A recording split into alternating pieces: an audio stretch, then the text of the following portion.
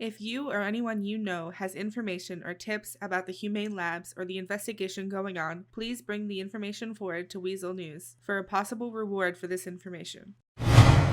Good evening, Los Santos. Welcome to Los Santos Leaks. I'm Baxter Ivy, and you're about to be filled in.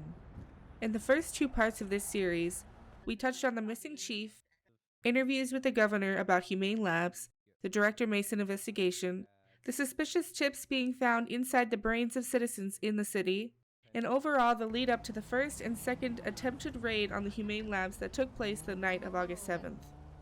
In this episode, we will cover the before and aftermath that occurred as well as both raids, as well as some more up-to-date knowledge on the suspicious Volk reappearance, and the brief incident where an unidentified flying aircraft fired missiles in the city and around the labs when police and EMS responded to a homicide call outside the labs early this week. Up first, we have the live footage from both raids. Viewer discretion is advised. In the first attempted raid on the compound, police attempted to storm the labs from the front gate, which was guarded by some type of tank armed with a minigun on the roof, and masked men who I met previously who claimed to be hired to protect the labs. However, as straightforward as this plan was, it fell through quickly. Police attempting to enter the only front gate on foot was unfortunately no match for the armed vehicle, and almost every officer was either shot and wounded or fled after orders to leave the area were given. Citizens who got word of the raid were also seen on the top of the mountain looking down at the compound, attempting to aid police.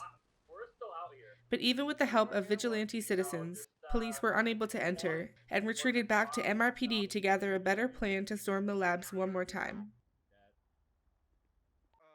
After creating a second game plan of action, police then again went to raid the compound for the second time that night. And here's some footage of that raid. Again, viewer discretion is advised.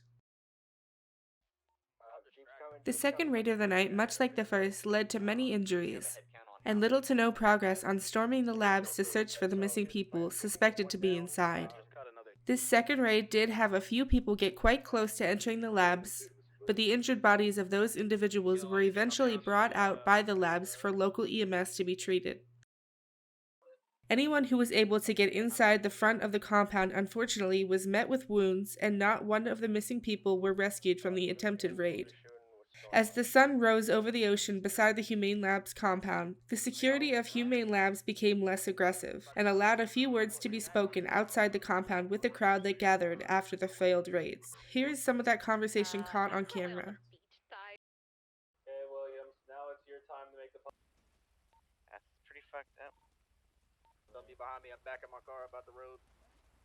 As we are ordered to by our contract with Humane Labs and the United States federal government. As I said before, and as we told the news, any trespassers on the lands of Humane Labs will be approached with extreme prejudice because we have had our lands approached on, and people have attempted to break into our building, which we can only assume was to steal our governmental secrets. We are operating under the allowances by the federal government to protect the research that they have contracted us to do. It is advised that all citizens of this area stay away from Humane Labs as the situation has heated up to the obviously not a good point. The news does not concern us. We are simply conducting our research and completing our contracts for the federal government. We have no interest in your citizens and your petty searches for people that you think that we're involved with. We barely ever leave the area. People come to and from work here, and that is all. I know not what you speak of.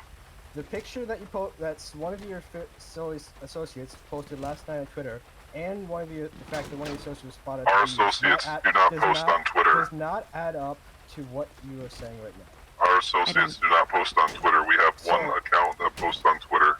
And what account is that? Humane Labs. So what is this rogue individual that is going around and posting things with your uniform on? With all due respect, I believe that's your problem, not mine. But I don't think that's our problem. I think that... Oh, well, if it's not your problem, then you may leave. It has your uniform on it, and it is one of your individuals.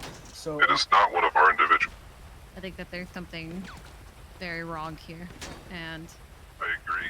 I don't think that it should have had to come to this. Your citizens would heed our warnings. We wouldn't have had to have this happen. Now, we have been courteous and allowed you to retrieve the trespassers who are illegally trespassing into our facility so that you could render medical aid to them. We simply ask that they do not trespass. What's your name? Who is the person breaking the law? I do not know what you speak of. So the name that you just gave us, is that a false testimony of your name? What name did I give you, officer? I am number 1. You said something about someone with a wall. Is that not your name that you stated? Does anyone understand what this man is saying? He is not making any sense. Do I gotta go too? I've seen those videos I though. recommend I mean, yes. you have somebody that's not even bothering to hide, and they're sending videos on behalf. With all due respect, I already said that that's not our person. I also made it a point to let you know that people can dress up like anybody. Also, I imagine you're intelligent enough to understand that things can be fabricated. Have you watched the news lately? Do you really believe everything that you see? Look deeper under the surface for the truth. Perhaps someone has something to gain by attacking us. Perhaps somebody is attempting to sneak in while we're distracted with you out here to steal the secrets the federal government is asking us to research. There are many possibilities, ma'am. I can assure you, we have no interest in kidnapping. What would we have to gain from that? I mean, Why don't you go back and try to figure it out? Until then, stay away from the Humane Lab. To end off on the first and second attempted raid, here's a statement from Officer Rhodes to the public about the labs. Ladies and gentlemen, people of Los Santos, civilians, emergency services, on behalf of the Department of Public Safety, all law enforcement officers, and my fellow Los Santos civilians, please stay away from the Humane Labs. It is a facility that will shoot people and trespassers on site. You are trespassing if you're going near their facility. Please stay away for your own safety. Tonight we had an incident with an attack helicopter. A few days ago we had an incident with a very heavily armed vehicle with 2 machine guns on top. These individuals have no remorse. They will not stop. Please stop encroaching on their area. After the raids were finished, Volk, who was missing with his car found under suspicious circumstances, resurfaced with some story about being lost. With one high-ranking officer already claiming they were chipped, I thought it best to ask for Officer Volk to also be chip-checked due to the circumstances, which he accepted with hesitance. When a copy of this report was sent in, stating that he was given a full bill of health and chip-checked, the name of the hospital employee that signed off on the document caught my eye. Miss Ariana Montgomery is stated to be the sole medical staff who gave Officer Volk his checkup and cleared him for duty. This same high-ranking hospital employee was also the highest-ranking EMS worker on duty when Chief Ashley happened to go missing from the hospital's care.